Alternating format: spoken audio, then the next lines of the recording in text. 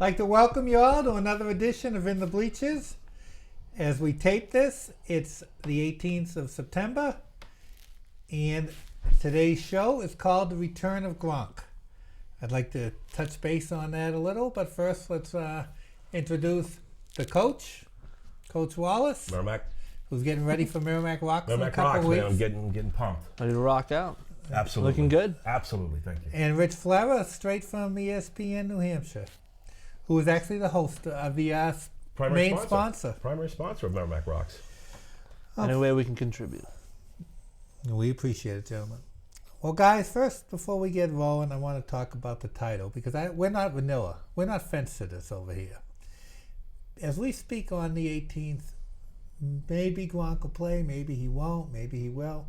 Well, the bottom line is the coach was out for dinner at Ken's Steakhouse in Framingham last night, and who should he bump into? Coach, I'll let you take it from there. Coach Bill Belichick. Coach Bill Belichick. And I happened to overhear him talking, his girlfriend was there and some other people. And I heard him say that we're going to be throwing a lot to the Gronk on Sunday. So I'm thinking that must mean that he's going to play. Now, call it insider information, call it hearsay, but we're going to call it the way Coach, we heard it. anytime you've ever predicted, you've been right on, buddy.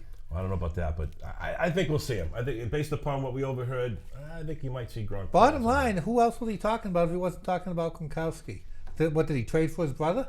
No, that's right. There are a few Gronks. Yeah, there are. He was drinking a Navy grog too. Maybe it was grog. I don't know. I heard Gronk. We're gonna go with it. That's the name of our show. We're scooping everyone, by the way. We're scooping everybody. Just a scoop. Because you like to eat at Ken's Steakhouse I like in to eat Framingham. period, right? Yeah. And Ken's is okay.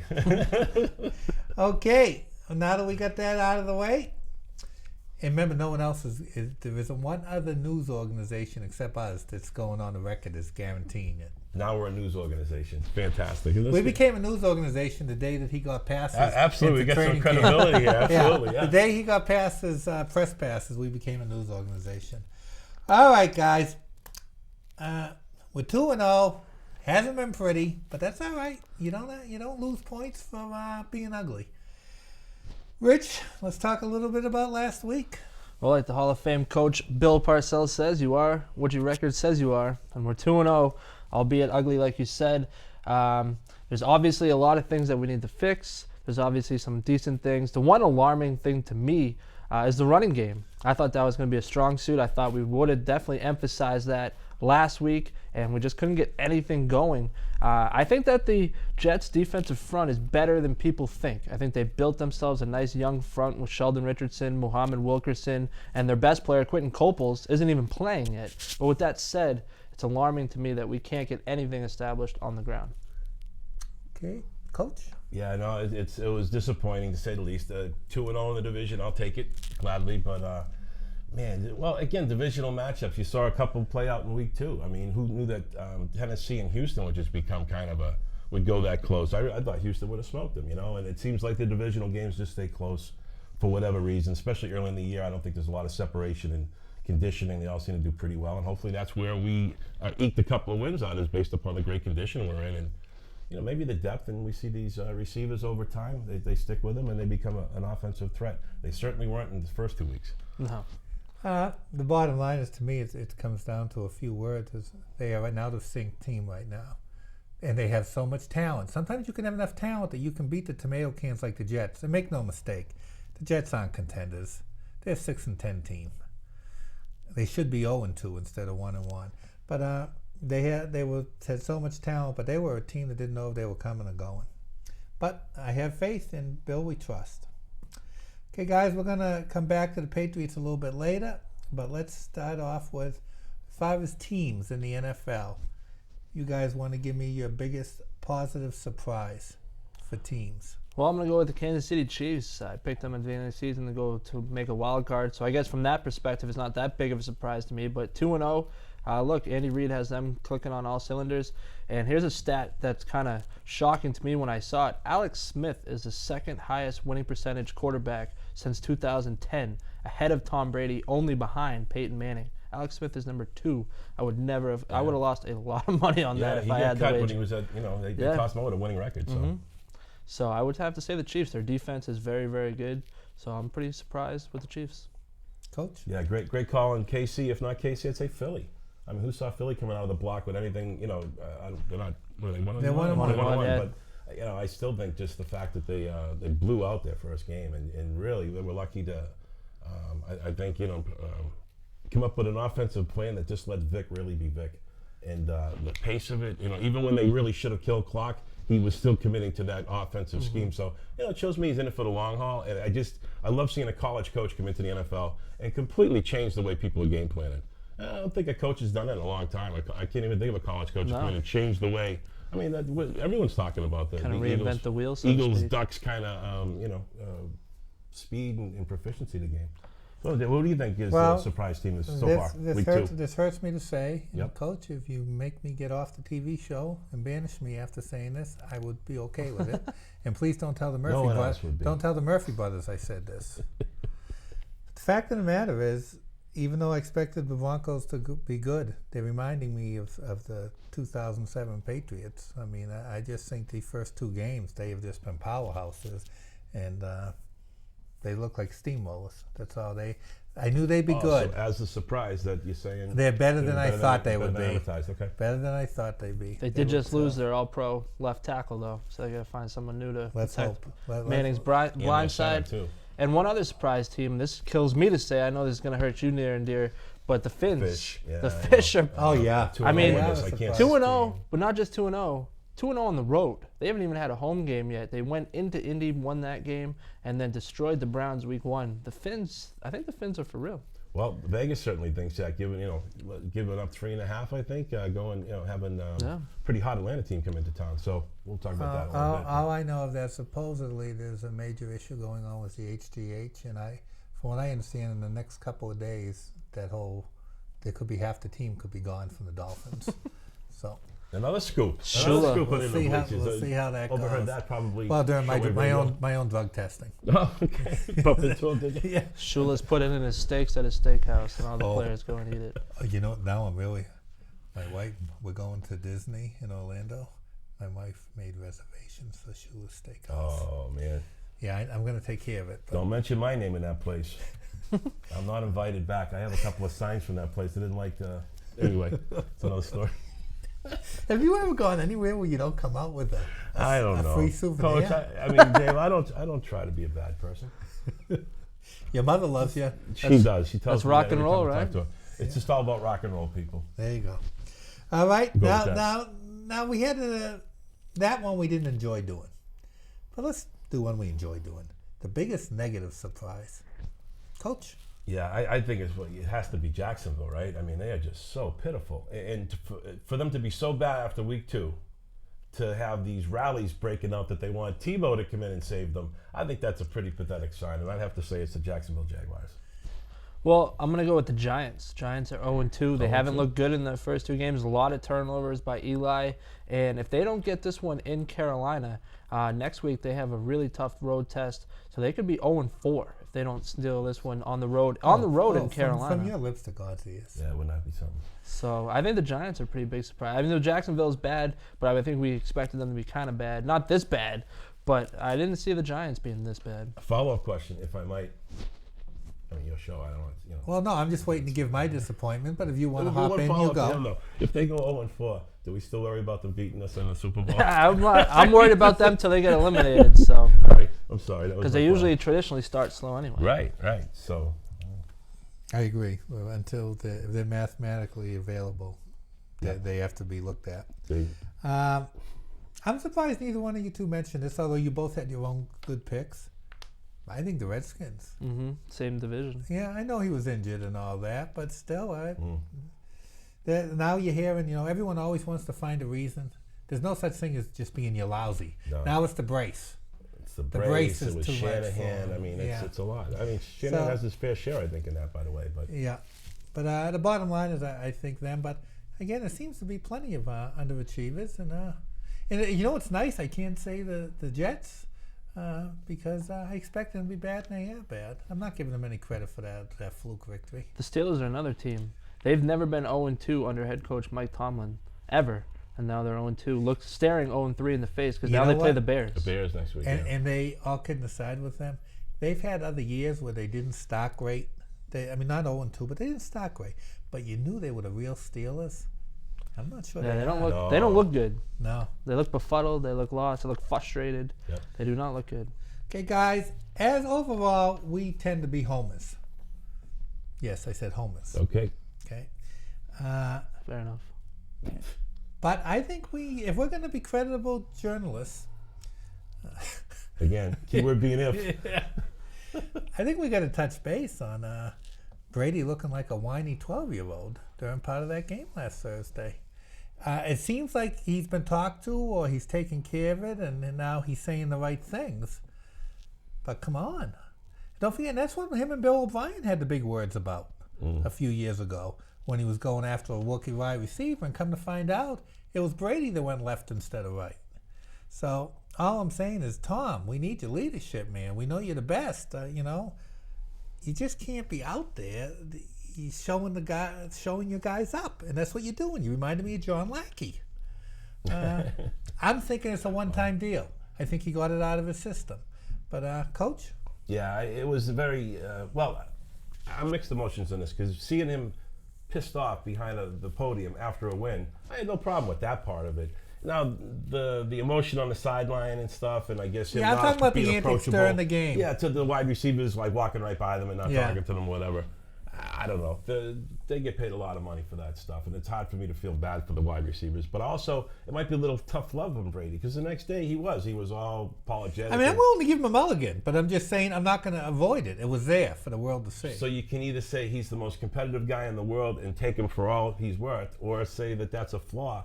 I'll take the competitive Tom Brady, let him be peed off at the sideline. Well, I'm going to let Rich get in, but I just want to say where I'm coming from. Tom's been playing for us for 12, 13 years or whatever. He's not new.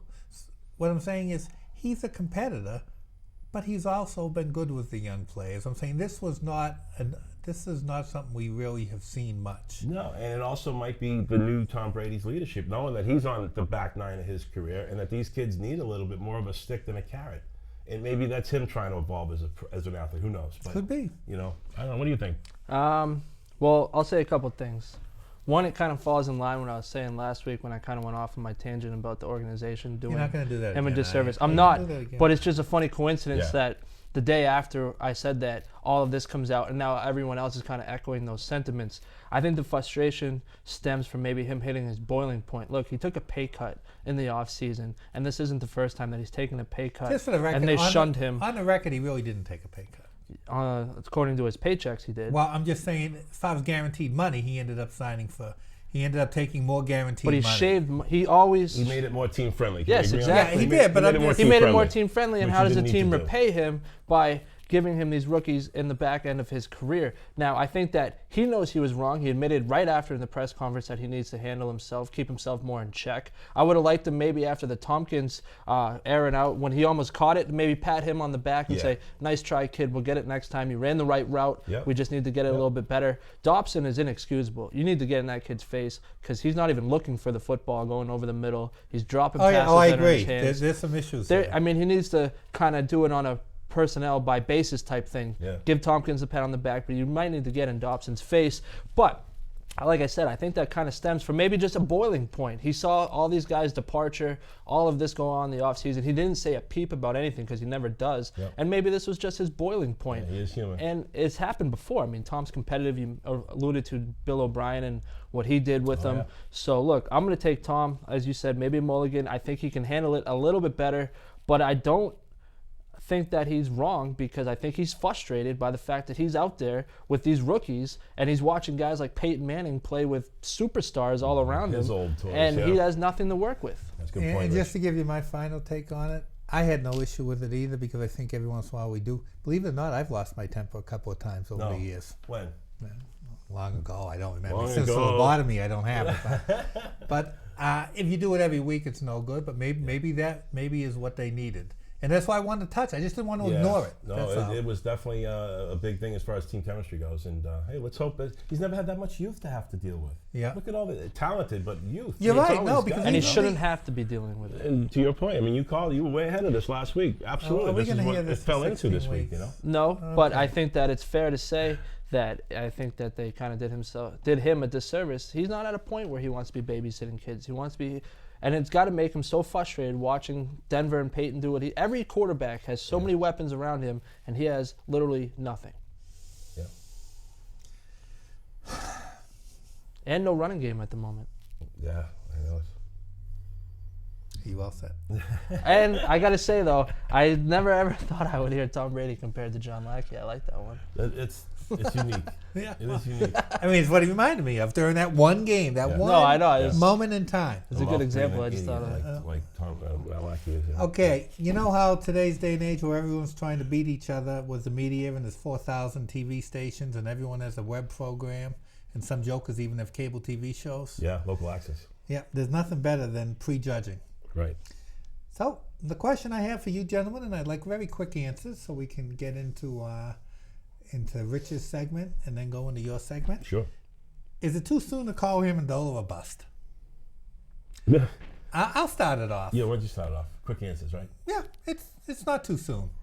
We were told he was injury prone. His record said he was injury prone, and he is what his record says, to paraphrase my friend. So no, until he puts 2 or 3 games together in a row, no, he's a bust. Coach? So no, he's a bust. Okay. I don't think. I think it's too early to tell, right? I mean, he took a shot obviously at halftime, week 1, to get back on the field, and I think that was probably something he wouldn't have done when he was. I didn't think the he. Rams. And again, I'm not saying he ain't tough. So then we have a game bust. on a Thursday night, which doesn't even give him a full week to recover, and he's not playing in that game. And now we're playing a game next this Sunday. So I said, let's see if he runs onto the field Sunday before we throw him. From what under I the bus. understand, it's like 5 weeks before he's going to run on. Like I said, field. let's see. That's what you hear, but I So still, you're saying don't prejudge? No, I think he's going to do what he has to do to get on the field because he knows that that's what the vibe is on the street about him, is that he's weak. He's not tough enough to get on the field. I think he's going to. And I want to say, I gave up questioning his toughness when he played that game. He was tough. Yeah. I'm just saying sometimes you can be tough and it just is what it is. Sometimes you're snake bit. Rich? I'm going to go right down the middle. I think that anybody that thinks that he's already a bust or anything like that, I don't think they're wrong. But anyone that wants to hold out and give them a benefit of the doubt type thing, I don't think they're wrong either. I think that I heard that he's going to be back soon. He does not need surgery. So that is a plus. Yeah. But look, he's a gamer. He's tough. I don't think anyone's going to argue that. I think he is a little snake bitten with the injuries that he's gotten. But with that said, I'd like to still see him in that offense with Gronkowski, with these guys, other rookies further along. I'm going to withhold judgment for right now. All right. Okay, I'll buy that. All right. As we had said, this year we're doing the fantasy stuff in the middle of the show so we don't rush them out. So, Rich, you got 2 minutes to tell us what you think. Well, a lot of times in fantasy, it's the bottom of the points that really make the difference because your stars are going to do what the stars do. It's the defense and the kicker that kind of get you over the hump each week, and some sneaky defensive plays that might be able to get you over the hump this week. Minnesota's defense. They're at home versus Cleveland. The Minnesota is always a tough place to play. Cleveland is on to our old friend Brian Hoyer, who's going to start at quarterback for them. So we can go ahead and assume that there will be a couple of turnovers in that football game, a couple of sacks for sure. Jared Allen is an animal. So Minnesota, they're probably on your waiver wire. Take a look at them. Good call. A quarterback that you might want to look at, he's probably on your team, but you probably haven't started him, and you're probably very frustrated if you have started with him, and that's Russell Wilson. He hasn't done much in the first 2 weeks, but he's home against Jacksonville. Don't be afraid to put him in your lineup. Put him in there. Jacksonville is miserable, as we've already alluded to, and I think that game is going to be an absolute blowout. The line is, if you're into that kind of thing, -20. I saw that. -20, Crazy. which is the biggest line I've ever seen. I think they cover It's it. a pass I think they game. cover it no problem. So Russell Wilson, get him into your lineup. And Dwayne Bowe. Dwayne Bowe is a wide receiver for the Kansas City Chiefs. He's been quiet. He had a touchdown last week, but people are not very high on him because he's only had 4 catches each week, and Alex Smith manages the game. He just does what he needs to do to win. He doesn't put up the big fancy numbers. But Philly's defensive secondary is abysmal. They're terrible. So I think Dwayne Bowe gets himself a big game, 100 yards and a touchdown this week. And a running back that you might want to look at, James Starks. I know the waiver wire was today. A lot of people probably already picked him up. Hot pickup Eddie Lacy has already been ruled out for the Green Bay Packers. So that'll be good. Starks had over 100 yards last week, so he might be worth, definitely not might be, he's definitely worth a pickup. And Bernard Pierce, if he's on your waiver wire, should be on a roster somewhere, but if someone got a little discouraged with him and dropped him after week 1, Ray Rice probably won't play, so Bernard Pierce becomes a must pick up and play. Great picks, Rich. Great picks. Okay, I just want to interrupt quickly, Coach. I just got a text from Coach Belichick, and he had a little message for you, my friend. Oh, yeah, what did he say? He said, what goes on at Ken's Steakhouse stays at Ken's Steakhouse. Jesus, I'm in trouble now. Well, he should get a private booth then. People can't overhear him, you know. When he's drinking Navy grogs. I'm just telling you Like what the no man tomorrow. The man was swilling booze. But anyway, I respect him for that. said. Coach, take us away with the All Fab right. Four. Well, I'll tell you, I don't know how. We only got what do we 5.5 minutes. We can do left. this, no problem. I don't know how Stevie Wonder and Ray Charles walk around with these damn things, because I can't see nothing. So there we go. All right.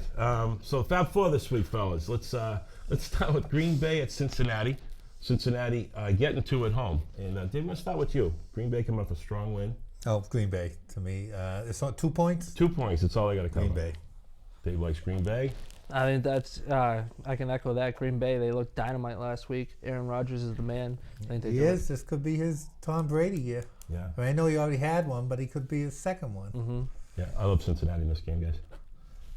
Could you elaborate? I'm just going to say this about that. I have Dalton, and he's done me so far so good. The last game, he could have had more points, actually, get some taken off the board. But I like Cincinnati at home. I think they're coming home. I think their defense is really a lot better than people give me. And I think Green Bay is going to be a little bit full of themselves after that big win. So, Best defensive front nobody talks about. absolutely, Cincinnati. Rick. Absolutely. Okay, next game, since we run a little bicycle mission here. Atlanta at the Fish. The Fish given 1.5 points. Rich, we were talking about this a little bit earlier. What do you think about that? This one's a tough one. Atlanta lost some key pieces to their defense this week. Corey Borman and Witherspoon is their best defensive player, both out indefinitely. I'm going to go with the Fish. The Fish, it's their first home game. They won the first 2 on the road. It kills me to say. It absolutely kills me to have to go with the Fish.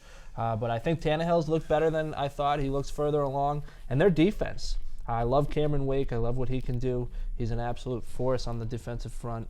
I think the Fish got this. Okay, Dave, what do you think? Dolphins are a fraud. Atlanta by 10. Attaboy. I'm going to go with Dave on this one because I just hate the Dolphins. Me man. too. But I know that shouldn't play, but Atlanta's a real deal. I think we end up playing them. It killed me to pick the Jets last game, week. and they're playing in February this year. But I know it did, and but it still got you the win. So, okay, then the next game is Detroit at Washington. We're talking about Washington having a little strange start this year with RG3.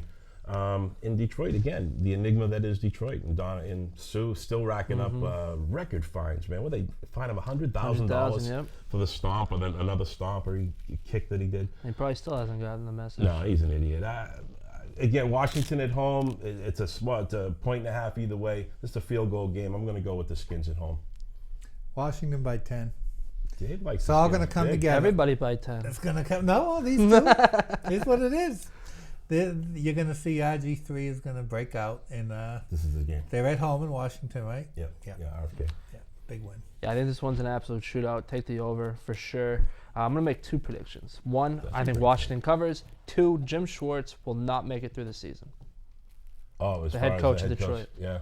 And he shouldn't. He shouldn't have been there to begin with. Exactly. I don't even know why they bring him back after his complete. And Reggie Bush might not play, and that's another factor for them. Okay. I like the over on that. That's a good play. All right, guys, and the last one's the big one, Tampa Bay at the Pats. Dave, why don't we start with you in this one? Pats. By the way, Pats are favored by 7.5. That's a tough one. Yep. We saw these I mean, guys it's in not preseason. tough because I will never pick against the Pats. I'll go on public record saying that. With that being said, I guess there's nothing more for me to say. I guess you've already said the Pats! It'll be the Fab 3 with Dave anytime I put a Pats game in. So, minus 7.5. What do you think, Dave? I've been doing this show with you 10 years, and you've never picked against the Pats either. But I might someday. This is 2 weeks in a row. I said last week I thought the Patriots would win, but 12.5 was just way too many points. Yep. Took the Jets. I'm going to take Tampa. I think the Patriots win, but they don't win by 7.5. This game's going to be close. Look, Tampa should be 2-0 instead of 0-2. Right. One bonehead play against the Jets. Last week they should have won that game against New Orleans. Couple iffy calls down the stretch. They led it 14-13, took a last-second field goal drive. They could very well be 2-0. Well, they're getting ready to mutiny over there, ain't they? Supposedly, but I mean, what team isn't that's 0-2? You're going to hear a bunch of negative stuff, this and that. And again, if they were 2-0, it'd be all sunshines and oranges down there in Tampa Bay, no pun intended. So I'm going to go Tampa this game. Don't forget, these two teams practiced against each other for a whole week. They know each other very well, so that's a big spread for two teams with familiarity. Think there might be a payback for the guy that almost injured Brady. Oh, that's right, yeah, almost. Yeah, he ended up being out the next day, but. You know what? Here it is. I'm going to go with Tampa Bay on this one. Tampa Bay in a 7.5. Okay. Said you know what would happen. It just happened. There. What do you think about that, buddy? That's it. He's out of here. He's done.